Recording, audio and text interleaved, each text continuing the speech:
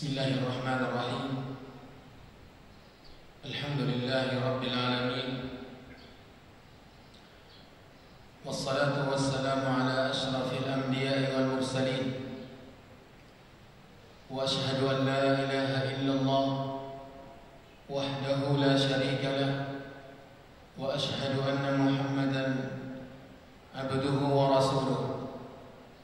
Sallallahu wa sallama alaihi wa ala alihi wa ashabihi wa man tabi'ahum bi ihsanin ila yaumiddin.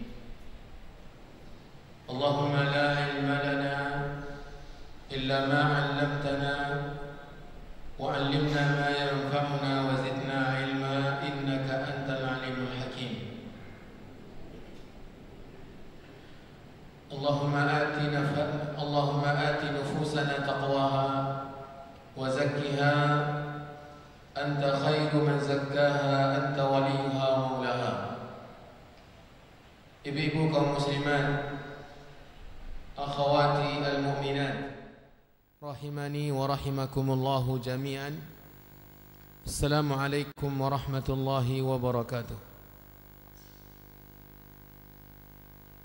Bersyukur kita kepada Allah Jalla Jalaluh wa taqaddasat asma'uh, Rabbul Alamin, penguasa alam semesta, pengatur dan penciptanya, yang pada hari ini pemberiannya, anugerah dan taufiknya kembali kita terima, menjadikan kita orang-orang yang sedang berpuasa dan memberikan kita kemudahan untuk beramal dengan amalan-amalan ketaatan. Ia yang mensyariatkan, Ia yang menjanjikan balasan, Ia pula subhanahu wa ta'ala yang memudahkan. Wa ma taufiqi illa billah.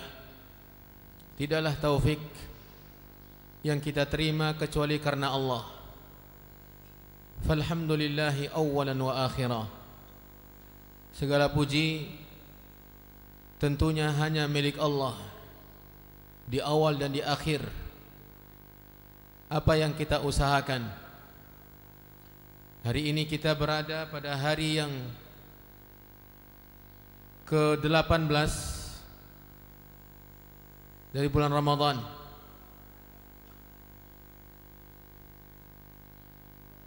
Menandakan bahwasanya Ramadan telah pergi dari kita lebih dari separuh. Ia telah meninggalkan kita untuk selama-lamanya. 17 hari serasa tidak begitu lama bila mana kita pergunakan untuk mengerjakan ketaatan kepada Allah. Siang harinya berpuasa, dihiasi dengan berbagai macam ketaatan dan upaya meraih pahala. Malamnya dihiasi dengan qiyamul lail, dengan Al-Quran, dengan tadarru', dengan munajat, dengan doa, harapan yang senantiasa terangkat ke langit yang ketujuh, permohonan yang selalu ditinggikan menuju Allah Subhanahu wa ta'ala.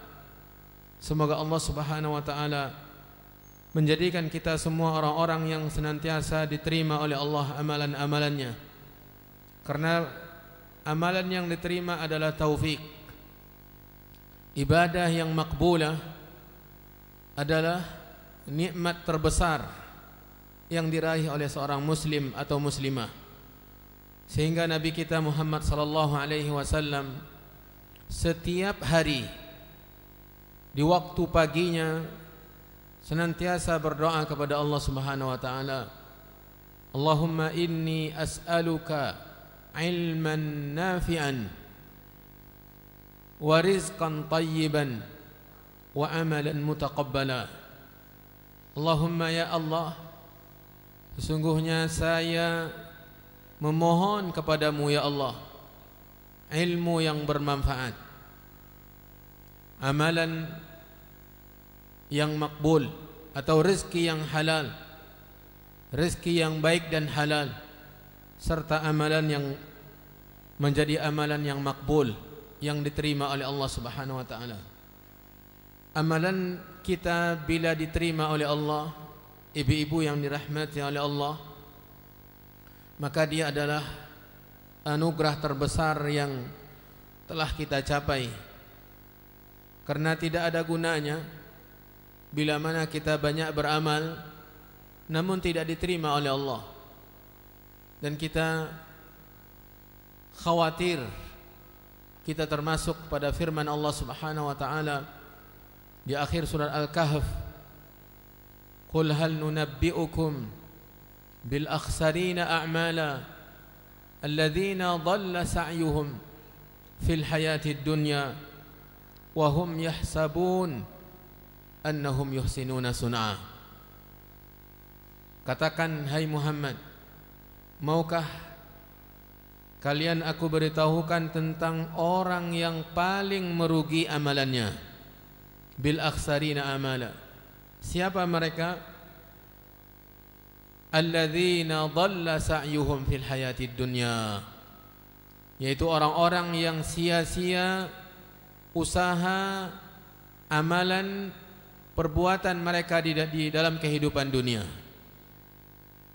Wa hum yahsabun, sementara mereka mengira annahum yuhsinuna sun'a, mereka telah banyak berbuat baik, telah banyak beramal. Sayangnya amalan mereka tidak diterima oleh Allah. Jadi ibu-ibu yang dirahmati oleh Allah, yang harus merupakan usaha kita dalam kehidupan kita adalah bagaimana amalan kita diterima oleh Allah. Bagaimana amalan kita diterima oleh Allah, amalan yang makbul. Bukan bagaimana kita banyak beramal. Bukan berarti kita tidak boleh banyak beramal, tetapi harus seiring dengan usaha banyak beramal, usaha bagaimana amalan kita diterima oleh Allah. Ini yang merupakan cita-cita orang-orang saleh di masa dahulu, para sahabat Nabi. Bagaimana mereka berusaha maksimal agar ibadah mereka menjadi ibadah yang makbulah. Dan para ulama menjelaskan persyaratan amalan kita diterima oleh Allah. Ada dua syarat diterimanya amal ibadah kita oleh Allah Subhanahu wa taala. Yang pertama, ikhlas karena Allah.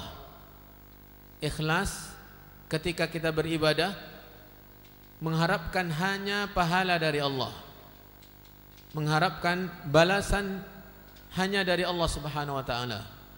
Tidak dibenarkan untuk dicampuri oleh keinginan-keinginan sampingan.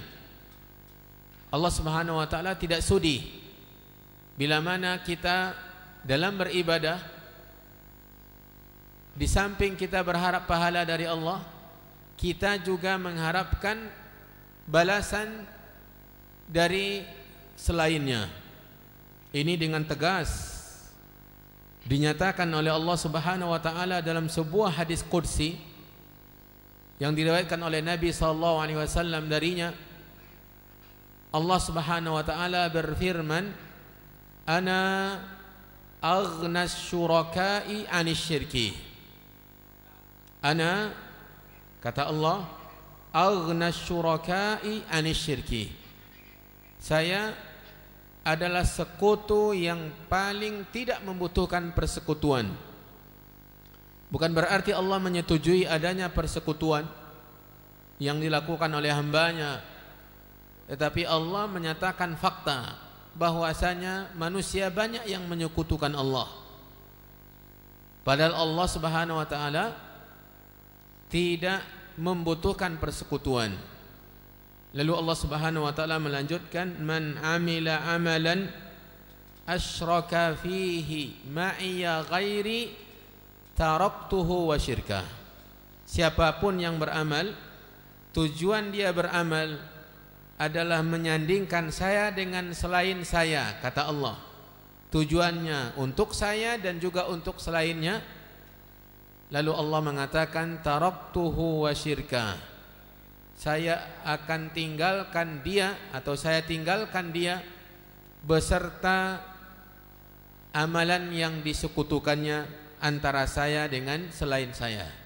Jadi Allah tidak akan menerima bila mana kita beramal mengharapkan balasan dari selain Allah. Kita harus mengharapkan balasan, pahala, ganjaran hanya semata-mata dari Allah Subhanahu wa taala. Ini syarat yang pertama. Syarat yang kedua, ibu-ibu yang dirahmati oleh Allah, agar amalan kita diterima oleh Allah adalah amalan yang kita kerjakan, ketaatan yang kita lakukan sesuai dengan tuntunan Rasulullah sallallahu alaihi wasallam. Cara kita beribadah itu sama dengan cara yang diajarkan oleh Nabi sallallahu alaihi wasallam. Ini syarat yang kedua. Kenapa mesti diberikan syarat ini wahai Ustaz?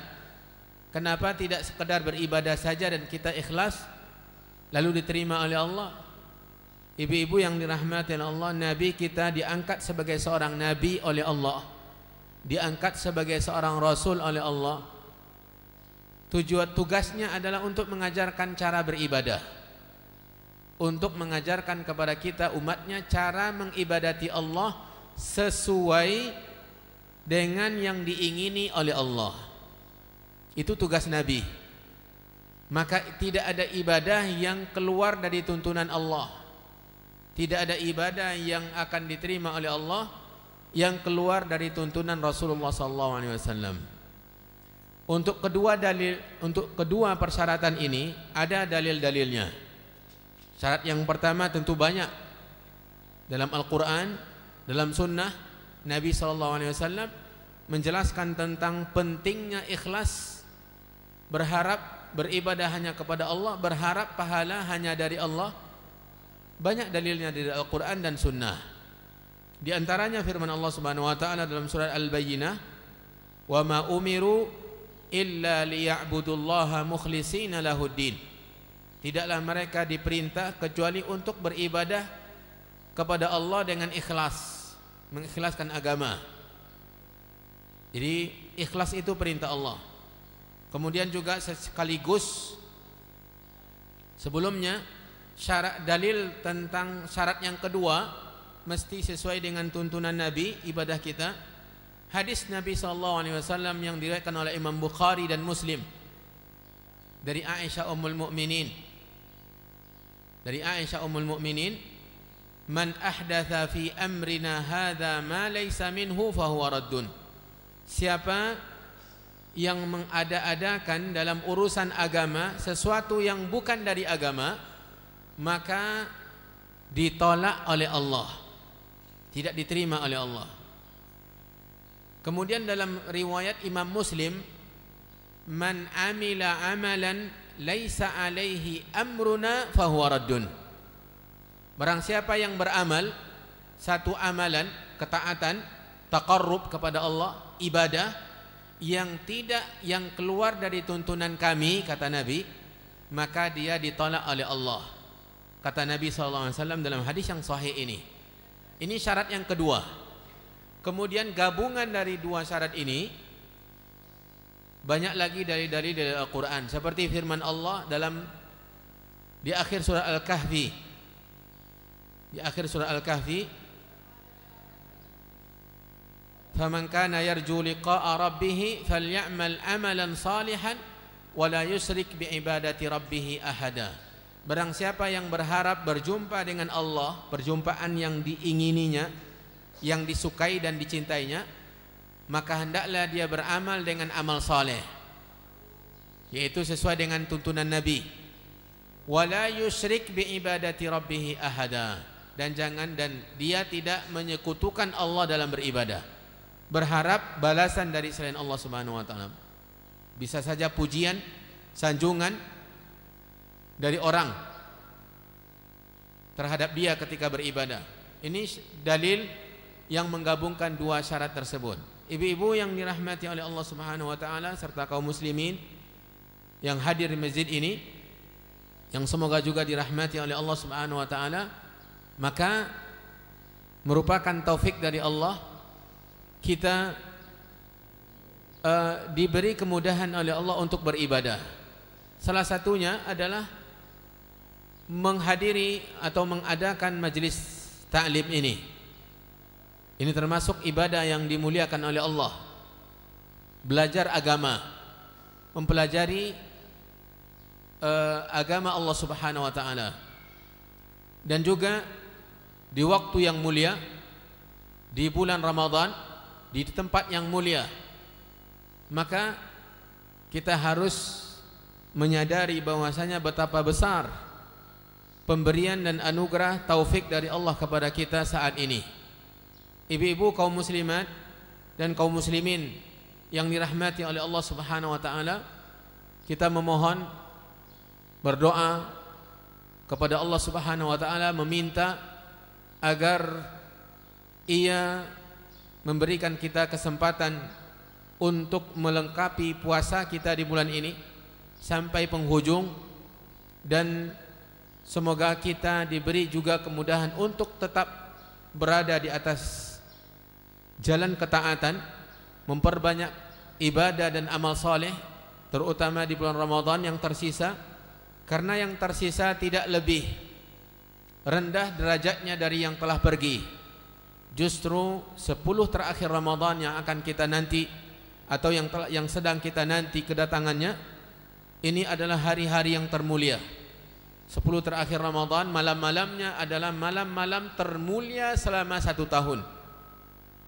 Malam-malam termulia dalam 1 tahun, 10 terakhir Ramadan. Karena di salah satu malamnya ada malam yang mendapatkan keberkahan yang besar dari Allah Subhanahu wa taala, yaitu malam Al-Qadar atau Lailatul Qadri, di mana di malam itu Allah turunkan Al-Quran dahulunya. Ketika pertama kali Allah menurunkan Al-Quran, kemudian keutamaan beribadah di malam tersebut, bila mana diterima oleh Allah, bila mana ibadah yang dilakukan di malam tersebut diterima dan diberi keberkahan Lailatul Qadri oleh Allah Subhanahu wa taala, maka sama atau lebih baik dari beramal 83 tahun lebih tanpa ada Lailatul Qadar di dalamnya.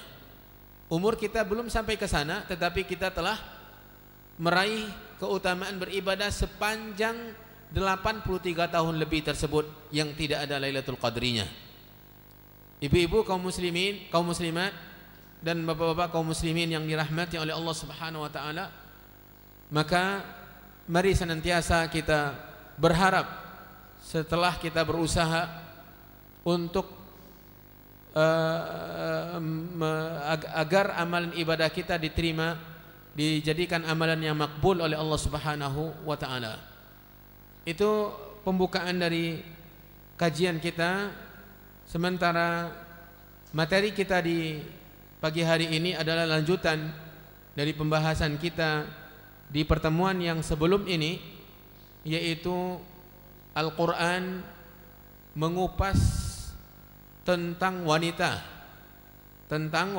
yang temanya adalah atau yang intinya adalah perintah, penekanan untuk berbuat baik kepada wanita dari berbagai sisi. Islam, Al-Quran berbicara tentang wanita atau petunjuk-petunjuk Al-Quran tentang berbuat baik kepada wanita, beberapa sisi, dan telah kita pelajari poin pertama, kedua, ketiga, keempat. Ada 4 poin yang telah kita ambil pada pertemuan sebelum ini, dan tidak ada salahnya saya ulangi kembali ketika Al-Quran menekankan kepada kaum muslimin untuk bergaul dengan wanita dengan dalam konteks berbuat baik, dan bersikap yang baik kepada wanita. Ini yang pertama. Perintah secara langsung dari Allah di dalam Al-Quran dalam berhubungan, bergaul dengan wanita dengan cara yang ma'ruf dan ihsan. Kemudian poin yang kedua, Al-Quran dalam konteks berbuat baik kepada wanita telah meletakkan dawabit daqiqah, yaitu kaedah-kaedah yang ketat terkait dengan nafkah, dengan nafkah kepada wanita, baik statusnya sebagai seorang istri atau statusnya sebagai seorang wanita yang sudah diceraikan oleh suaminya, yang sudah diceraikan talak pertama dalam masa iddah, talak kedua dalam masa iddah. Islam memberikan kaidah yang sangat ketat dalam perkara memberi nafkah. Walaupun dia sudah diceraikan, tetapi masih dalam masa iddah, sang suami masih diwajibkan oleh Al-Quran untuk memberikan nafkah kepada istri yang sudah dicerainya dalam masa iddah di cerai pertama, talak pertama dan talak kedua. Karena dia masih berstatus istrinya, dia wajib memberikan tempat tinggal, wajib memberikan nafkah kepada sang istri yang sudah diceraikan tetapi masih dalam masa iddah. Ini bagaimana Islam menekankan untuk tetap berbuat baik kepada wanita.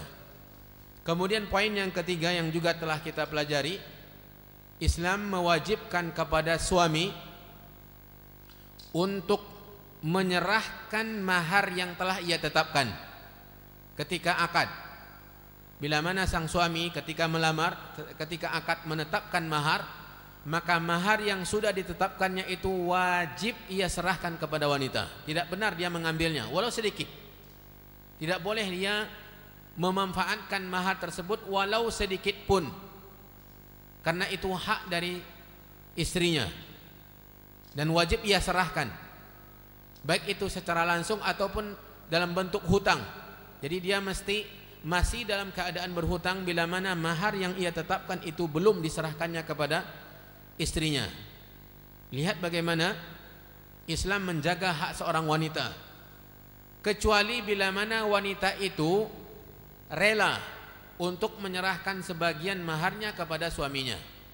Ini lain lagi hukumnya. Tetapi pada asalnya sang suami tidak dibenarkan untuk memanfaatkan mahar yang telah ia tetapkan untuk diserahkan kepada istrinya dengan cara apapun juga, kecuali bila mana sekali lagi sang istri rela untuk dimanfaatkan tetapi sebagian dari mahar. Ini poin yang ketiga. Poin yang keempat, Islam atau Al-Quran menekankan untuk berbuat baik kepada wanita dari sisi ketika Islam telah menetapkan wanita harus mendapatkan warisan.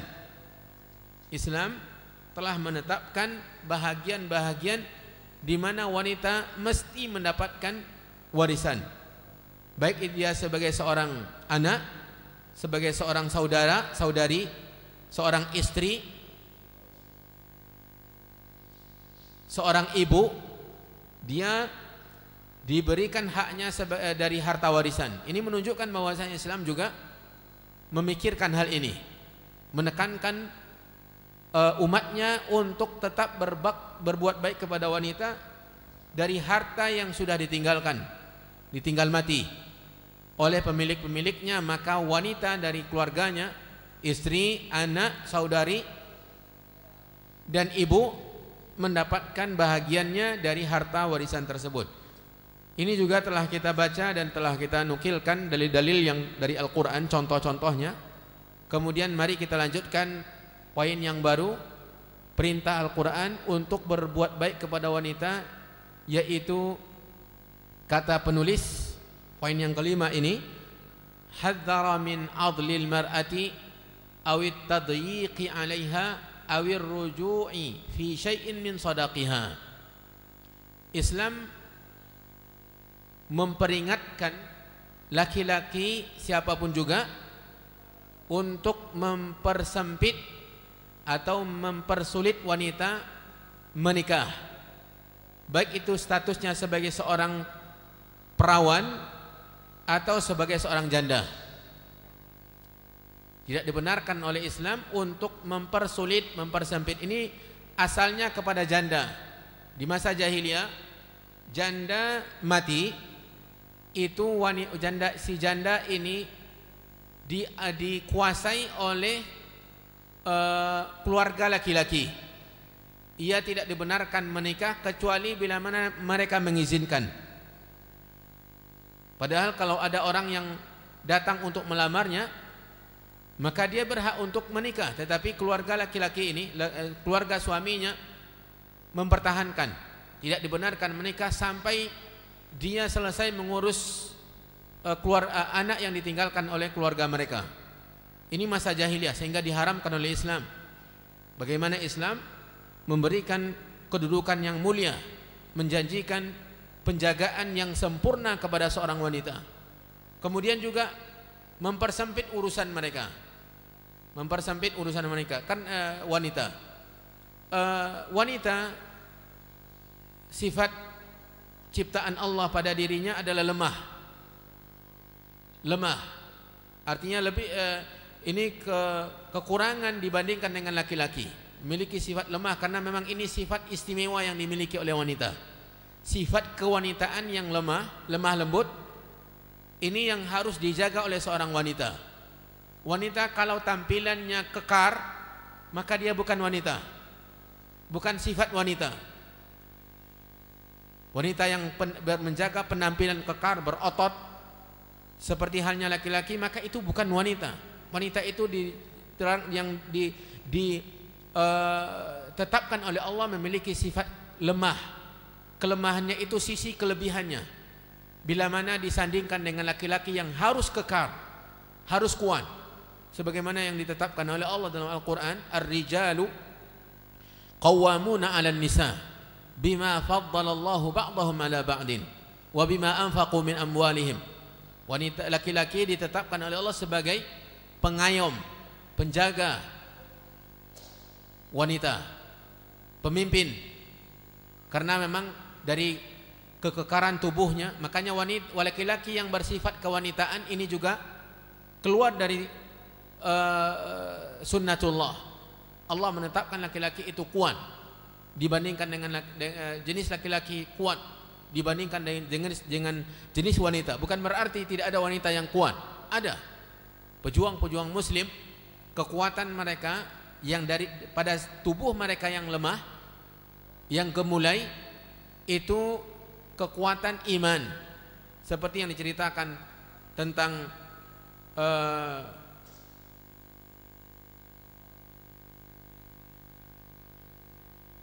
saya lupa namanya, ketika keperkasaannya tampak di perang Uhud atau di perang Khandaq. Dia dengan keberanian dan kekuatannya, kekuatan iman tentunya, berhasil membunuh salah seorang musuh yang datang untuk menyerang tempat kediaman wanita. Karena memang ketika perang, wanita ditempatkan di tempat khusus oleh Nabi SAW. Dan ini bukan berarti wanita itu tidak ada yang kuat, ada, tetapi jenis laki-laki dengan jenis wanita dibedakan oleh Allah Subhanahu wa taala. Walaysa dzakaru kal untha, kata Allah Subhanahu wa taala dalam Al-Qur'an. Dan tidaklah laki-laki itu bisa sama dengan wanita. Laisa dzakaru kal untha. Allah yang menyatakan, yang mencipta menyatakan demikian. Allah yang mencipta laki-laki, mencipta wanita, dia yang menyatakan bahwasanya tidak akan mungkin ada emansipasi seperti yang digembar-gemborkan oleh orang-orang kafir. Sehingga banyak kaum muslimin, wanita-wanita muslimah yang membeo, mengekor kepada slogan-slogan kafir yang menginginkan wanita itu harus seperti laki-laki. Bila mana ada laki-laki yang bermain bola kaki, maka wanita harus main bola kaki. Bila mana ada laki-laki yang melakukan perbuatan pekerjaan yang tidak bisa dilakukan kecuali orang yang kuat, maka wanita harus demikian. Dimanapun ada laki-laki, mesti ada wanita di sana. Ini adalah seruan-seruan untuk menyimpang dari sunnatullah yang digembar-gemborkan oleh orang-orang yang tidak mengenal aturan Allah Subhanahu wa taala ketika hidup di muka bumi ini. Ibu-ibu kaum muslimat yang dirahmati oleh Allah Subhanahu wa taala, kemudian juga Islam memperingatkan dengan keras ketika ada laki-laki yang memaksa wanita untuk memberikan izin agar maharnya dimanfaatkan oleh suaminya. Ada suami yang mengancam, dan banyak ini terjadi. Istilah KDRT, Islam bukan berarti tidak mengantisipasi adanya KDRT di pasangan, di keluarga-keluarga. Islam sudah lama mengatur hal ini, dan bahkan Islam tidak membenarkan laki-laki memukul istrinya, melayangkan tangan.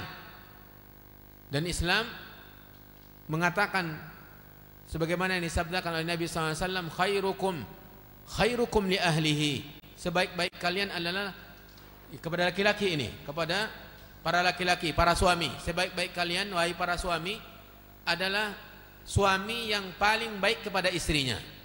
Khairukum li ahli, yang paling bersikap baik kepada istri dan keluarganya. Wa ana khairukum li ahli, kata Nabi, dan saya adalah orang yang paling baik kepada keluarga dan istri saya, kata Nabi SAW. Islam sudah jauh hari telah mengaturnya. Jadi aturan KDRT ini sudah ada, Islam sudah menganjurkan, tetapi bukan dalam perkara-perkara yang mengharuskan wanita tidak patuh kepada suaminya, harus merasa sejajar dengan suaminya. Bila mana suaminya mengarahkan dia, menganjurkan dia, mengajarkan dia perkara-perkara yang diajarkan oleh agama, dia mengatakan dia merasa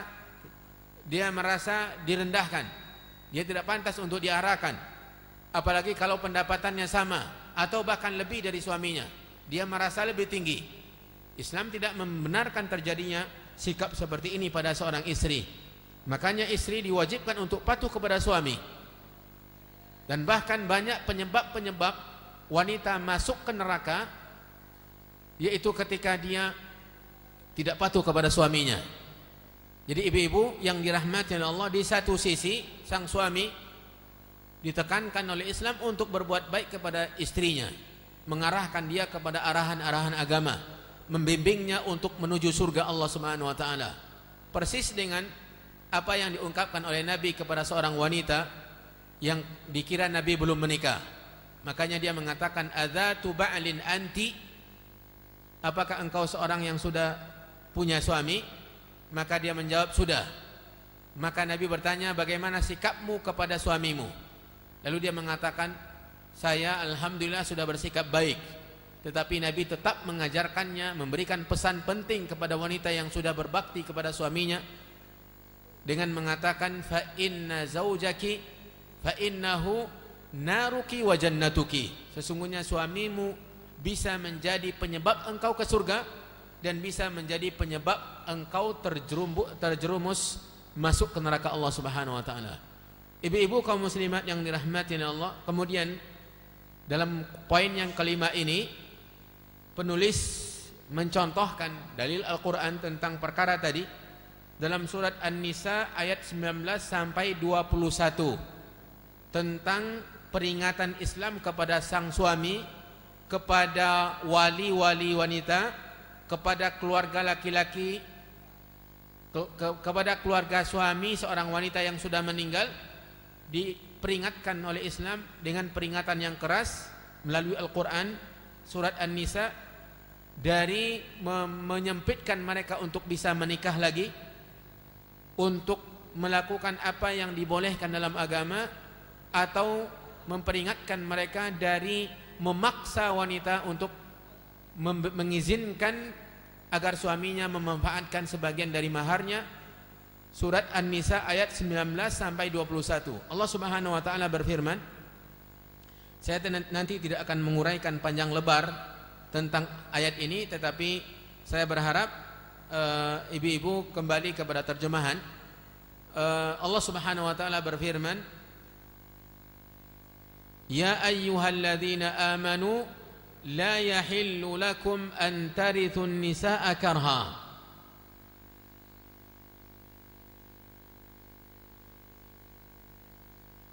ولا تعضلوهن لتذهبوا ببعض ما آتيتموهن إلا أن يأتين بفاحشة مبينة وعاشروهن بالمعروف فإن كرهتموهن فعسى أن تكرهوا شيئا ويجعل الله فيه خيرا كثيرا وإن أردتم استبدال زوج مكان زوج وآتيتم إحداهن قنطارا فلا تأخذوا منه شيئا أتأخذونه بهتانا وإثما مبينا وكيف تأخذونه وقد أفضى بعضكم إلى بعض وأخذنا منكم ميثاقا غليظا.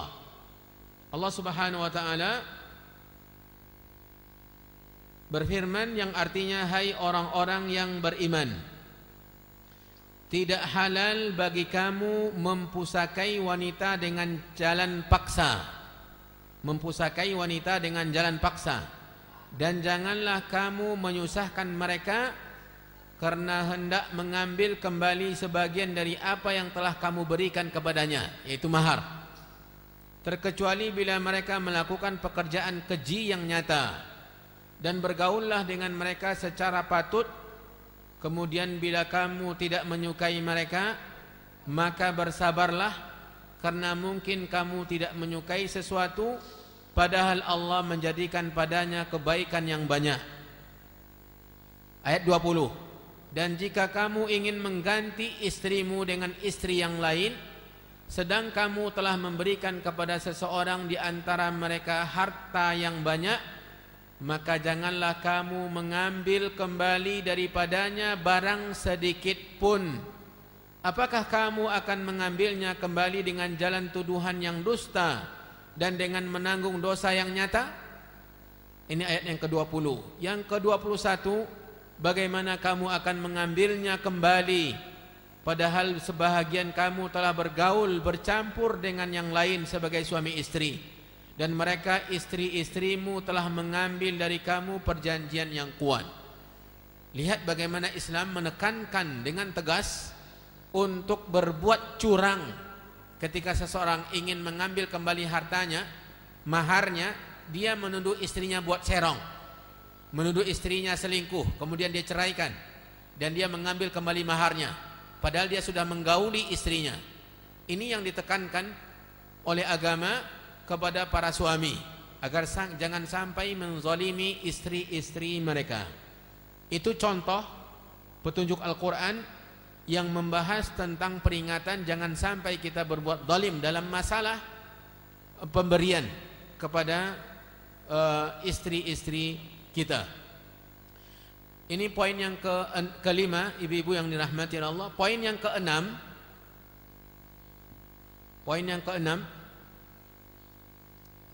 kata penulis, bayyana ma li kulli wahidin min mizatin wa fadaila wa hadzara min tatallu'i ahadihima ila ma fuddila bihi al-akhar. Al-Quran menguraikan, menjelaskan, menerangkan bahwasanya pasangan suami istri setiap mereka memiliki kelebihan dan keutamaan. Sang istri punya kelebihan, punya keistimewaan. Sang suami juga memiliki kelebihan dan keistimewaan. Salah satu dari keduanya diperingatkan oleh Al-Quran untuk tidak merasa rendah bila melihat kelebihan sang suami. Bila mana Islam melebihkan sang suami dalam urusan harus dipatuhi, maka sang istri jangan merasa bahwasanya dia direndahkan. Masa sang suami saja yang harus dipatuhi? Lihat suami-suami itu yang tidak tahu, tidak mengenal agama. Makanya banyak pertanyaan ibu-ibu, Ustadz, bagaimana sikap saya kepada suami saya? Bagaimana saya harus patuh kepadanya? Sementara dia tidak patuh kepada Allah. Kewajiban ibu saya sebagai seorang istri untuk patuh kepada suami, ini kewajiban tersendiri. Kewajiban suami untuk patuh kepada Allah, kewajibannya tersendiri. Maka kita jangan sampai pula durhaka kepada suami gara-gara sang suami tidak patuh kepada Allah. Kecuali kalau dia memerintahkan istrinya untuk tidak patuh kepada Allah, untuk mendurhakai Allah Subhanahu wa taala, maka kita tidak wajib taat dan tidak mesti patuh. Tetapi selama dia tidak memerintahkan untuk berbuat maksiat kepada Allah Subhanahu wa taala, maka tugas seorang istri patuh kepada suami tetap berlaku. Tugas seorang istri patuh kepada suami tetap berlaku. Itu juga yang ditekankan oleh agama kita kepada rakyat. Kepada rakyat untuk patuh kepada pemimpin. Tugas kita patuh kepada pemimpin, ini kewajiban kita sebagai rakyat. Dan kezaliman yang dilakukan oleh seorang pemimpin itu kekurangan dan kesalahannya kepada Allah.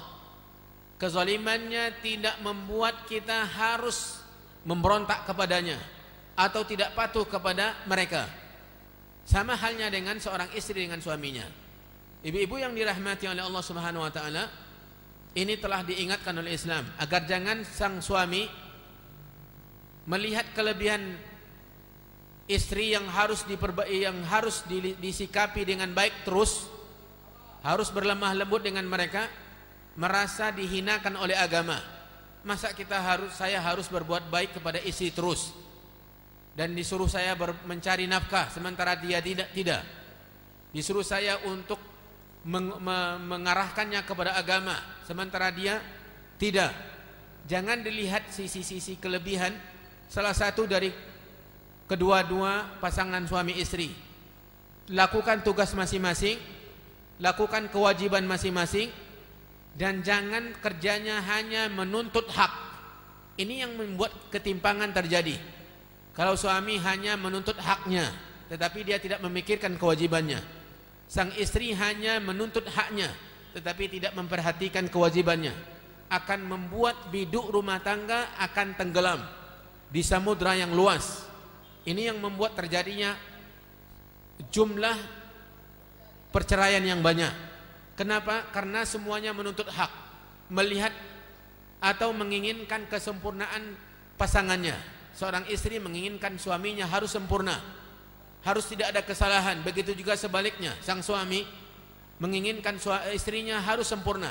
Ada suami-suami yang baru mengaji, setengah memaksa istrinya pakai cadar.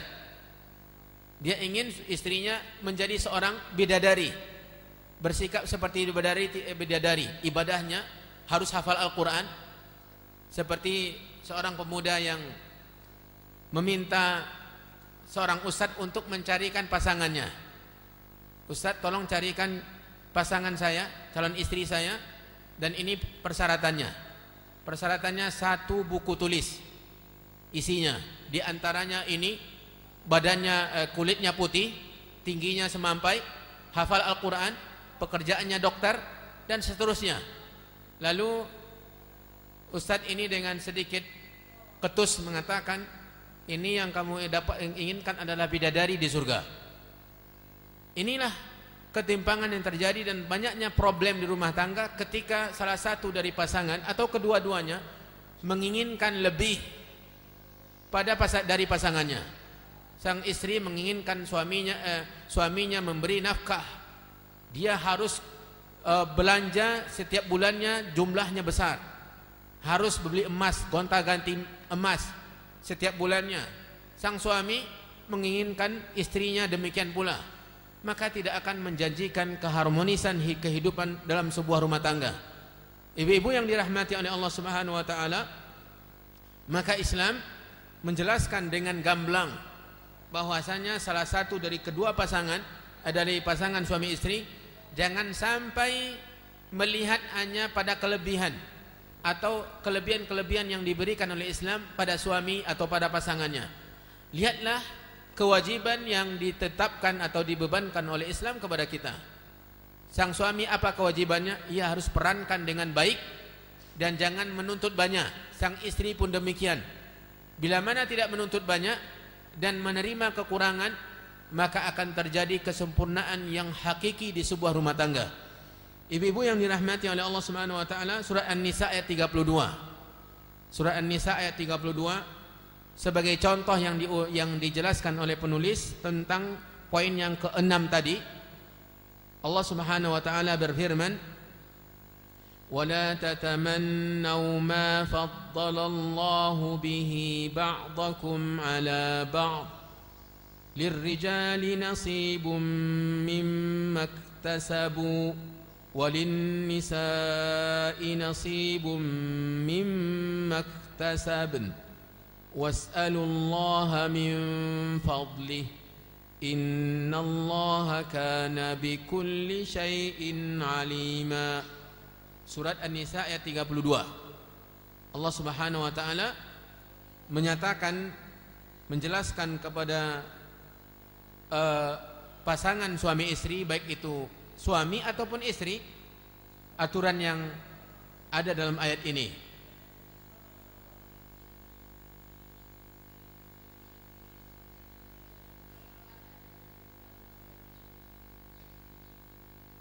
Dan janganlah kamu iri hati. Janganlah kamu iri hati terhadap apa yang dikaruniakan Allah kepada sebahagian kamu lebih banyak dari sebahagian yang lain. Melihat kelebihan perhatian agama kepada suami dalam urusan kepatuhan, maka sang istri iri. Begitu juga melihat kelebihan yang yang diberikan oleh agama kepada istri, bahwasanya suami harus selalu berbuat baik, mencari nafkah untuk istrinya, sang suami juga iri. Ini yang dilarang oleh agama. Karena bagi orang laki-laki ada bahagian daripada apa yang mereka usahakan, dan bagi para wanita pun ada bahagian dari apa yang mereka usahakan, dan mohonlah kepada Allah sebahagian dari karunia-Nya, sesungguhnya Allah Maha mengetahui segala sesuatu. Jadi yang diperintahkan kita meminta, memohon Allah menambahkan karunia-Nya kepada kita. Sebagai seorang suami memohon kepada Allah, ya Allah tambahkan karunia-Mu kepadaku.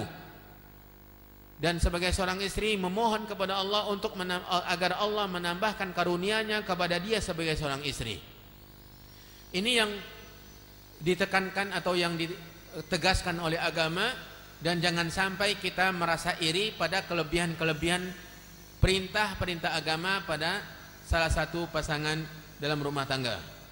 Itu poin yang ke-6. Dan poin yang ke-7, dan mungkin ini yang terakhir, ibu-ibu yang dirahmati oleh Allah, dan waktu yang tersisa kita sediakan untuk tanya jawab. Dan silahkan dari sekarang tuliskan pertanyaan-pertanyaannya dan ajukan ke depan. Poin yang ke-7 dari petunjuk-petunjuk Al-Quran tentang berbuat baik kepada wanita, kata penulis, ja'alaha qarinatan lirrajuli fit ta'ati wat taqarrubi ila Allah ma'muratan bima amarahu bihi minal ibadah wa likullin minhuma yawmal qiyamati ajruhu wa thawabuhu ala qadri ikhlasihi wa jiddihi wa ibadatihi. Al-Quran menjadikan wanita sebagai sejawat, qarinah, teman bagi seorang laki-laki dalam ketaatan, setingkat dengan laki-laki, tidak ada lebih, tidak ada kurang, sejajar dengan laki-laki dalam urusan ketaatan, dalam urusan taqarrub kepada Allah. Ia diperintahkan untuk mengerjakan perintah-perintah Allah dari ibadah, sebagaimana laki-laki juga demikian. Dan kedua-duanya atau setiap keduanya, laki-laki dan wanita ini pada hari kiamat akan mendapatkan balasan, ganjaran, pahala apa yang ia lakukan di dunia. Tidak ada hubungannya lagi dengan suaminya. Nanti bila mana suaminya saleh, di akhirat nanti dia akan mendapatkan pahala besar, sementara amalnya di dunia tidak banyak. Tidak mungkin. Begitu juga sang istri, sang suami, ketika suaminya kurang banyak ibadahnya, sementara istrinya banyak ibadah, tidak akan mungkin ditransfer oleh istrinya pahalanya kepada suaminya dari kiamat. Mereka masing-masing akan mendapatkan pahala masing-masing dari amalan mereka di dunia. Dan kedua-duanya sejajar dalam hal ini. Kedua-duanya setingkat, tidak ada lebih, tidak ada kurang. Dan ini yang harus dibanggakan oleh seorang wanita. disejajarkan dalam urusan ketaatan, dan ini sangat banyak dalilnya dari Al-Quran. Di antaranya, dan bukan ada dalam kitab ini, Allah Subhanahu wa taala mengatakan, man amila salihan min dzakarin aw untha. Siapa yang beramal saleh dari laki-laki maupun perempuan, wa huwa mu'min, dan dia beriman, falanuhyiyannahu hayatan thayyibah, maka kami pasti akan berikan dia kehidupan yang baik. Ini untuk laki-laki dan wanita sama. Kalau beramal saleh karena iman, maka dijanjikan oleh Allah kehidupannya baik di dunia. Wala najziyannahum ajrahum bi ahsani ma kanu ya'malun. Di akhirat nanti Allah akan balas mereka dengan balasan yang lebih baik dari amalan mereka, baik itu laki-laki maupun perempuan, tidak ada beda. Dan ini menunjukkan betapa Islam dalam urusan ibadah tidak membedakan antara laki-laki dan wanita. Dalam urusan pahala tidak membedakan antara laki-laki dan wanita. Contoh yang dibawakan oleh penulis di kitab ini adalah surat Al-Ahzab ayat 53. Surat Al-Ahzab ayat 53.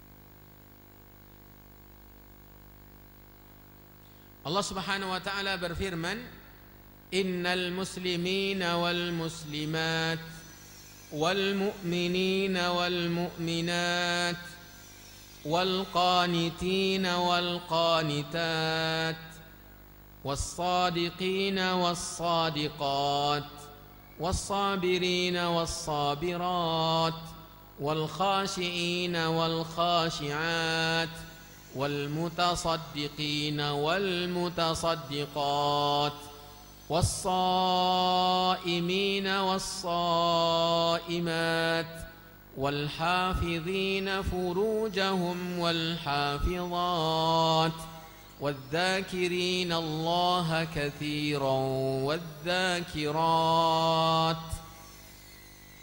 a'addallahu lahum maghfiratan wa ajran 'azima.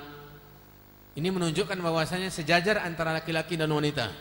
Sesungguhnya orang-orang muslim laki-laki dan wanita, orang-orang mukmin laki-laki dan wanita, orang-orang yang ahli ibadah laki-laki dan wanita, orang-orang yang jujur laki-laki dan wanita, orang-orang yang sabar laki-laki dan wanita, orang-orang yang khusyuk laki-laki dan wanita, orang-orang yang bersedekah laki-laki dan wanita, orang-orang yang berpuasa laki-laki dan wanita, orang-orang yang menjaga kehormatannya atau kemaluannya baik laki-laki maupun wanita, orang-orang yang berzikir kepada Allah dengan zikir yang banyak laki-laki dan wanita, Allah menyediakan untuk mereka tanpa terkecuali ampunan dan balasan yang besar. Lihat bagaimana sejajarnya. Ini yang maksudnya emansipasi kalau diartikan dengan yang benar, yaitu sejajar dalam urusan ibadah. Tidak ada beda laki-laki dan wanita, tidak ada perbedaan antara perempuan dan laki-laki dalam urusan ibadah kepada Allah Subhanahu wa taala. Itulah bentuk atau poin yang ketujuh, bagaimana Al-Quran menekankan tentang berbuat baik kepada wanita dalam urusan ibadah. Tidak dikurang sedikit pun bahagian wanita dalam beribadah. Justru dalam ibadah mereka punya kelonggaran, tetapi tetap saja mereka punya kesempatan besar untuk sejajar dengan laki-laki. Dan bahkan pernah suatu ketika sekumpulan para sahabat wanita datang kepada Nabi dan diutus salah seorang utusan kepada Nabi SAW dengan mengatakan, bagaimana ya Rasulullah, laki-laki dibebankan jihad di jalan Allah, mengangkat senjata berperang, sementara wanita tidak. Bagaimana kami ini bisa meraih pahala? Ini pelajaran yang sangat penting kita ambil ibu-ibu, bagaimana tamaknya wanita-wanita sahabat untuk meraup pahala mendulang pahala yang besar. Mereka tidak mau ketinggalan. Mereka mengangkat slogan emansipasi kepada Nabi. Ya Rasulullah, para laki-laki bisa mendapatkan pahala besar dari berjihad di jalan Allah, dan kami tidak disyariatkan. Bagaimana caranya kami bisa menyamai mereka dalam berpahala, mendapatkan pahala jihad? Lalu Nabi SAW mengatakan kepada mereka, la kunna jihadun, kalian memiliki jihad yang menjanjikan pahala sama dengan jihad di jalan Allah, berperang. Kata Nabi SAW, yaitu al-hajj wal umrah, melaksanakan ibadah haji dan umrah. Jadi berjihadnya wanita untuk melaksanakan ibadah haji dan umrah adalah upayanya untuk menyamai laki-laki yang berjihad berperang di jalan Allah Subhanahu wa taala. Itulah ibu-ibu yang dirahmati oleh Allah Subhanahu wa taala, beberapa poin yang bisa kita petik atau kita pelajari pada kesempatan yang terbatas ini, atau 3 poin tepatnya, yang kelima, keenam dan ketujuh. Dan insya Allah pada pertemuan yang akan datang kita akan melanjutkan bagaimana menjelaskan bagaimana Al-Quran menekankan untuk berbuat baik kepada wanita secara detail dan beberapa segi dan sudut pandang. Dan mudah-mudahan apa yang kita pelajari pada kesempatan ini diberi oleh Allah keberkahan dan dijadikan sebagai ilmu yang bermanfaat, yang menghasilkan amalan. Wallahu ta'ala alam, wa sallallahu wa sallam wa baraka wa an'ama ala nabiyyina Muhammadin wa ala alihi wa ashabihi wa man tabi'ahum bi ihsanin ila yaumiddin. Dan kita menjawab beberapa pertanyaan. Ya, kita jawab beberapa pertanyaan.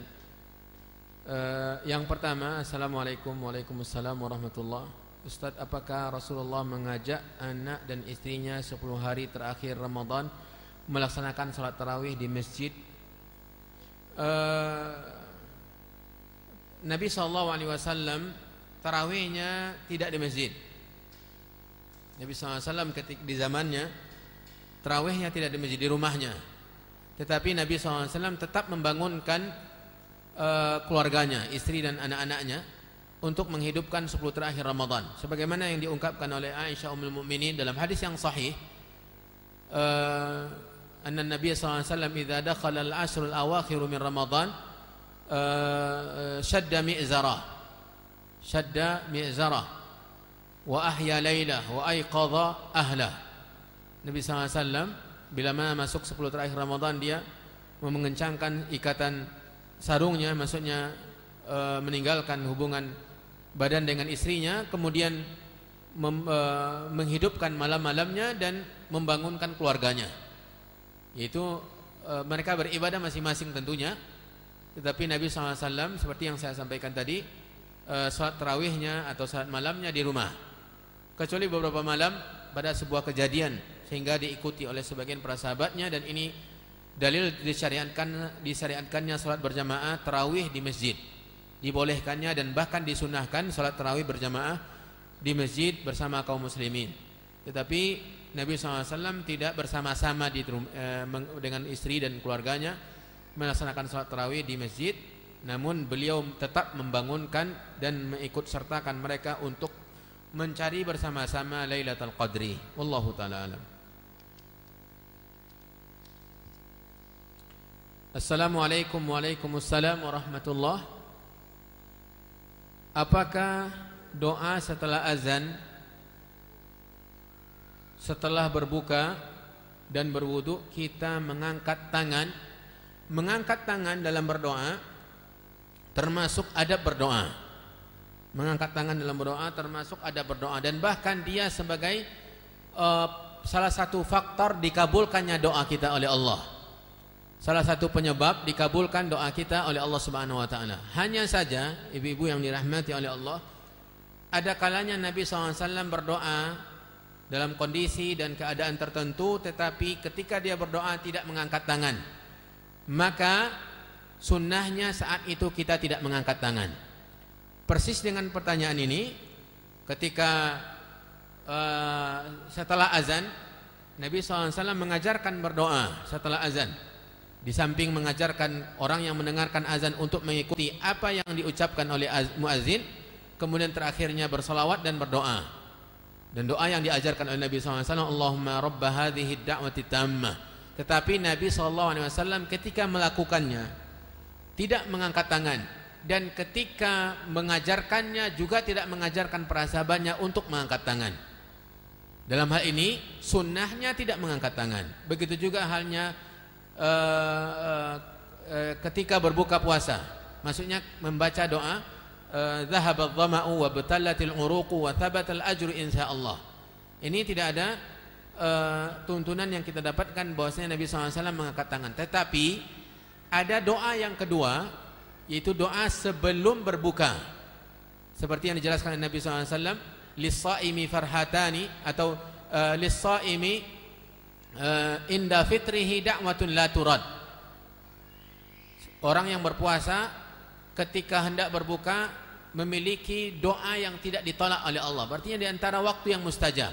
Maka sebelum berbuka kita disunahkan untuk berdoa, dan tentu doa ini doa mutlak. Maka doa mutlak Nabi SAW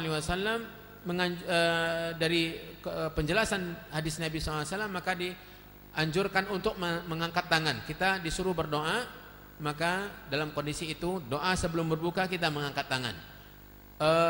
Adapun doa ketika selesai azan, setelah selesai azan, saya tidak tahu apakah ada dalil yang menjelaskan mengangkat tangan. Tidak ingat sekarang ini. Yang ingat saya sekarang ini adalah tidak mengangkat tangan. Tidak mengangkat tangan ketika berdoa setelah berwudu, setelah berwudu, wallahu taala alam. Pertanyaan berikutnya, Assalamualaikum warahmatullahi wabarakatuh. Waalaikumsalam warahmatullahi wabarakatuh. Ustaz, di rumah saya ada alat musik berupa piano yang mau saya jual seharga 35 juta. Saya ingin menjualnya dengan orang non-muslim. Apa hukumnya menjual piano tersebut kepada mereka? Apakah yang uang hasil penjualan tersebut boleh disumbangkan untuk pembangunan jalan sekolah, sekolah-sekolah seperti MDA? Wallahu ta'ala alam, saya lebih condong untuk dimanfaatkan atau untuk dijual kepada orang yang memang seperti yang ada dalam pertanyaan, kemudian hasil penjualannya digunakan untuk pembangunan sarana-sarana umum, seperti jalan, seperti yang ditanyakan di sini, atau toilet, akramakumullah, tempat berwudu dan yang lainnya, atau WC, akramakumullah. Ini yang saya ingat sekarang ini, tetapi mungkin lebih baiknya ditanyakan kepada ustadz yang lain. Assalamualaikum. Waalaikumsalam warahmatullah. Ustadz, kalau kita masbuk imam tahiyat akhir, apa yang kita baca? Terus kalau imam membaca Al-Fatihah, apa yang kita baca? Ini pertanyaan pertama. Kalau kita masbuk imam tahiyat akhir, apa yang kita baca? Yang membaca apa yang dibaca oleh imam ketika dia masbuk? Mungkin masbuknya dari rakaat kedua misalnya, atau sudah rakaat pertama tapi sudah bangkit dari ruku', berarti dia sudah masbuk, ketinggalan satu rakaat. Maka yang dibaca oleh imam ketika tahiyat itu yang kita baca, yaitu bacaan tahiyat.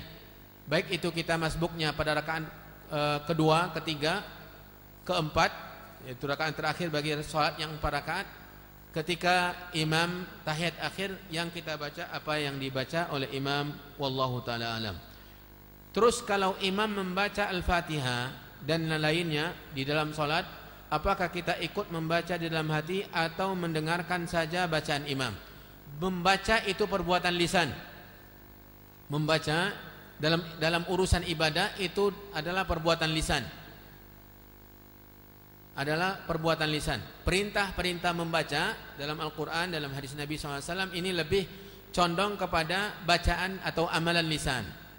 Jika imam membaca Al-Fatihah, maka atau bacaan yang lain, kita diperintahkan oleh agama untuk mendengar.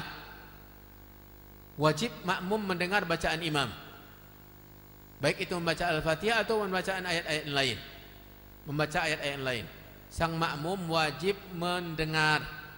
Dan bahkan ini yang membuat berbeda pendapatnya para ulama, apakah untuk urusan membaca Al-Fatihah ini makmum di saat imam membaca dengan jahar, apakah wajib membaca Al-Fatihah setelahnya?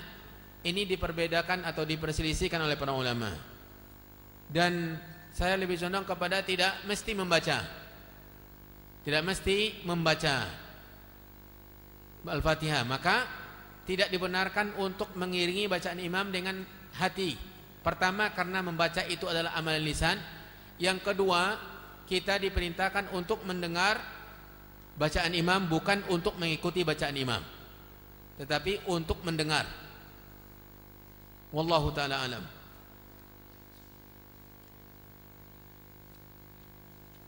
Pertanyaan berikutnya, ketika orang tua kami masih hidup, kami selalu berkumpul untuk makan bersama setelah salat Idul Fitri. Setelah itu dilanjutkan dengan bersalaman atau bersalam-salaman, dimulai dari yang terkecil sampai yang dewasa, termasuk bersalam-salaman dengan yang bukan muhrim.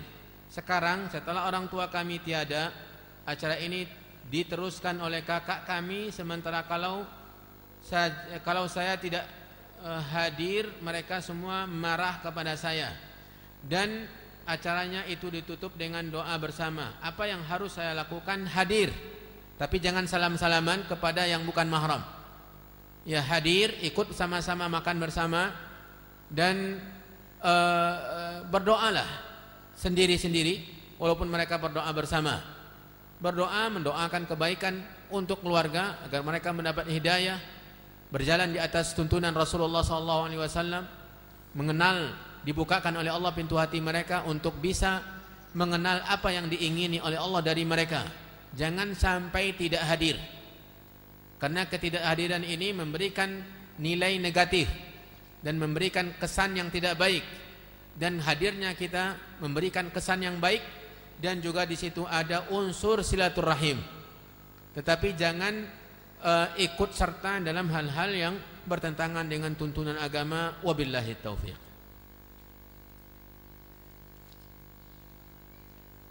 Assalamualaikum Ustaz. Waalaikumsalam warahmatullah. Kesabaran yang bagaimana untuk saya yang dipoligami? Saya tidak bisa pula mengartikan kesabarannya lagi, Bu. Ya. Apa yang dia harus lakukan? Ya, harus bersabar, harus menerima, harus tetap patuh kepada suami. Ya. Kalau memang sudah dipoligami, maka tidak perlu kita bersikap tidak lagi mematuhi, tidak lagi patuh kepada suami, dan tidak lagi melayaninya, dan bahkan selalu meminta cerai, atau bahkan menuntut agar suaminya menceraikan madunya. Ini semuanya perkara-perkara yang keluar dari tuntunan agama. Jadi kesabaran yang ibu tanyakan mungkin aplikasinya seperti tadi, yaitu tetap melakoni profesi sebagai sebagai seorang istri sesuai dengan tuntunan Nabi, dan sabar. Mungkin telah berbagi rezeki, sang suami sudah menafkahi 2 keluarga, 2 wanita, dan juga sabar dari mengikuti atau lepas kontrol dalam bersikap kepada madu. Dan penjagaan ini tentu tuntutannya adalah kesabaran.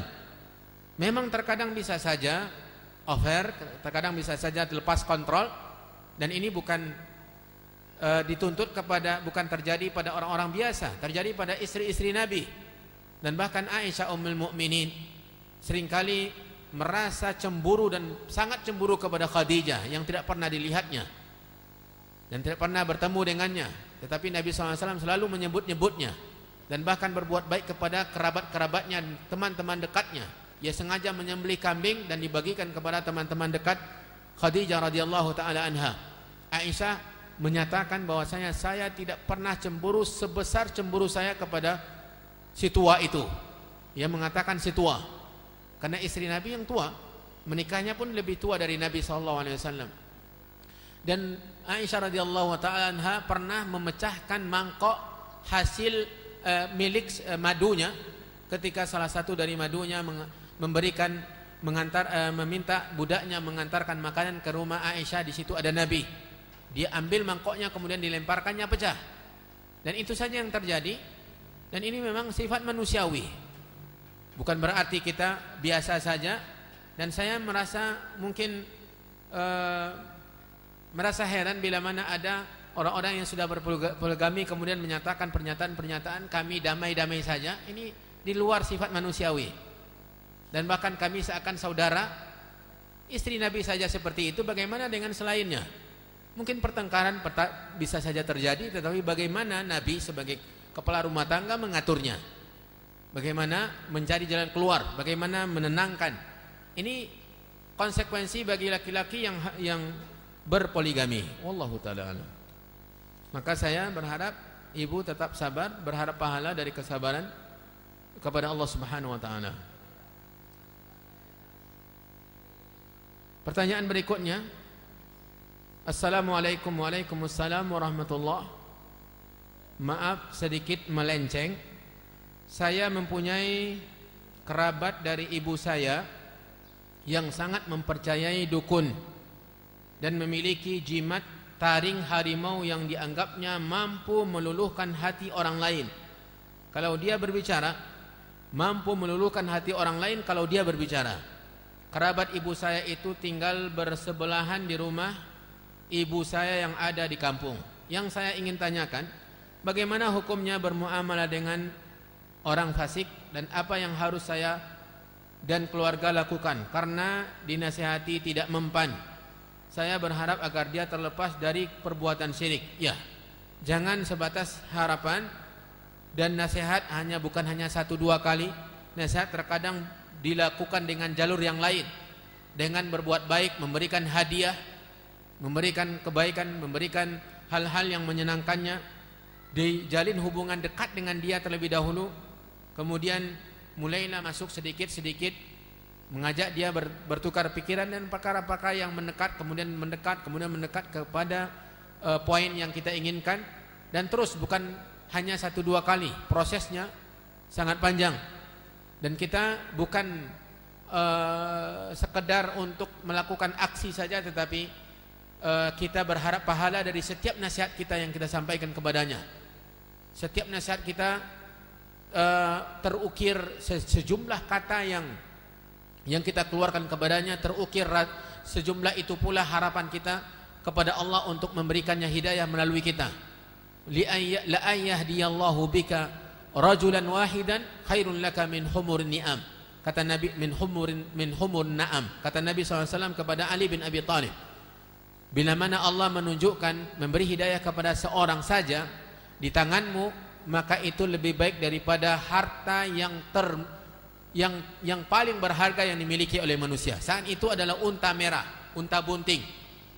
Unta yang bunting ini unta yang paling berharga di mata orang Arab. Ketika itu humrun ni'am atau na'am, maka mendapat hidayah satu orang saja nilainya sangat luar biasa. Letakkan parameter atau tujuan kita, pondasi kita di atas hadis ini. Maka setiap kita beri nasihat, setiap kata yang keluar dari mulut kita itu tersimpan harapan dan permohonan kepada Allah agar Allah memberikan hidayah kepadanya melalui nasihat-nasihat kita. Jangan putus asa.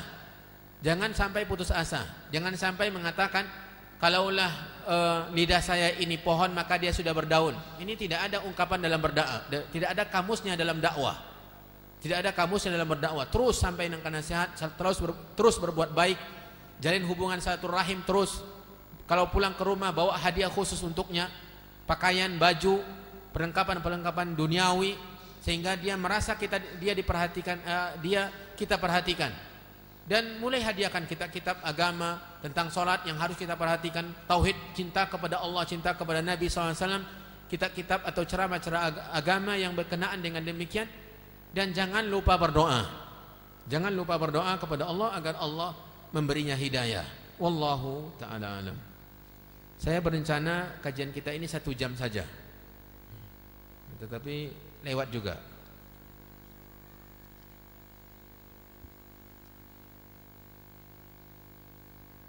Pertanyaan berikutnya. Assalamualaikum waalaikumsalam warahmatullah. Apabila suami berinfak tanpa sepengetahuan istrinya, apakah istri mendapat pahala sama seperti suami? Bila mana itu harta suami, maka yang berpahala dia. Yang berpahala dia. Tetapi bila mana harta itu adalah harta untuk menafkahi keluarganya, harta suami maksudnya harta yang memang sudah di luar kebutuhan pokok keluarga, maka yang berpahala suami. Tetapi kalau itu harta kebutuhan keluarga semua dan sang istri mengatakan uang dapur ini kita bagi dua sajalah, separohnya kita kurangi makan kita, atau nilai makanan kita yang seharusnya kita beli daging, kita beli yang lebih murah darinya, sisanya kita nafkahkan, maka semua anggota keluarga mendapat pahala. Suami, istri, anak-anak yang menahan keinginan mereka untuk lebih banyak makan atau lebih enak makan, mereka semuanya mendapatkan pahala. Dan ini yang terjadi pada salah seorang sahabat,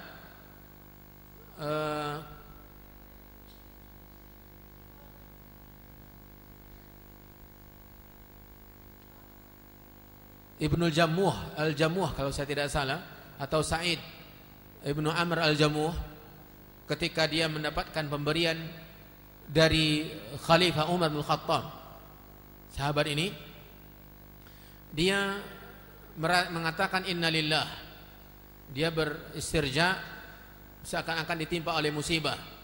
Ternyata dia mendapatkan uang yang banyak, puluhan miliar. Ia mendapatkan itu, ribuan dirham didapatkan hadiah dari khalifah, karena memang dia berhak mendapatkannya, karena hidupnya luar biasa, merasa cukup dengan kekurangan yang ada. Dia kekurangan tapi merasa cukup dengan kekurangan. Inilah penglihatan orang yang beriman terhadap dunia. Maka ketika suaminya ini merasa ditimpa oleh musibah, maka sang istri mengusulkan, bila mana itu merupakan musibah, maka secepatnya dibagi-bagikan. Maka usulan suami istrinya ini yang dilakukan oleh suaminya, kedua-duanya dalam ini mendapatkan pahala. Jadi kalau seandainya sang suami berinfak dengan harta pribadinya, maka yang dan bukan dari kebutuhan harta yang digunakan untuk kebutuhan pokok keluarga, maka yang bersedekah atau yang bersedekah dia mendapatkan pahala. Kecuali kalau sang istri mengingatkan, ketika dia suaminya masuk ke masjid, dia ingatkan jangan lupa bersedekah, lalu ingatlah suaminya, lalu suaminya bersedekah, berinfak, maka sang istri memberikan kebaikan kepada suaminya, dia mendapatkan pahala sebesar pahala yang didapatkan oleh suaminya. Wabillahi taufiq.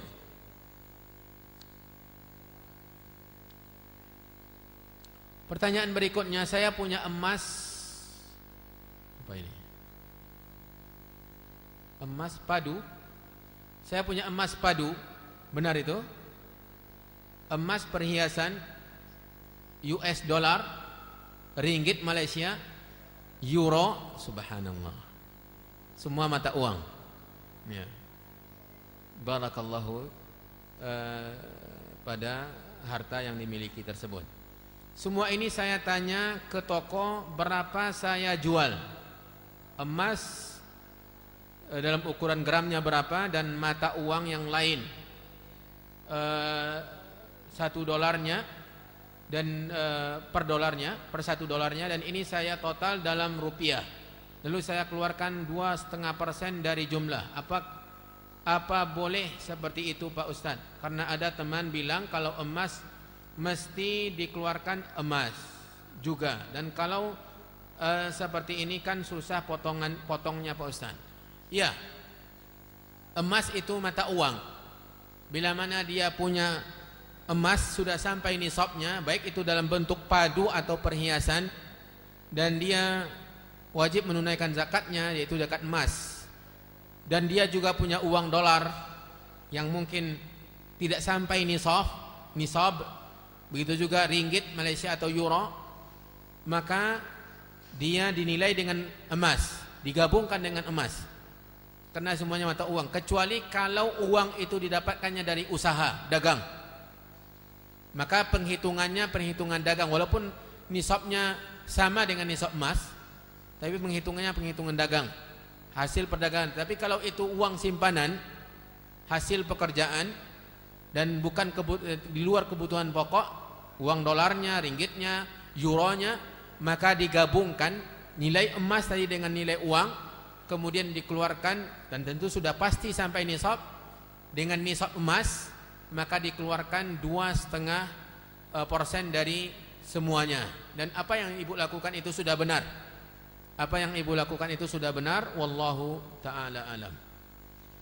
Saya rasa cukup ibu-ibu yang dirahmati oleh Allah untuk kajian kita di pagi hari ini. Masih banyak pertanyaan-pertanyaan yang tersisa, maka terpaksa kita undurkan untuk menjawabnya pada pertemuan yang akan datang. Wallahu ta'ala alam.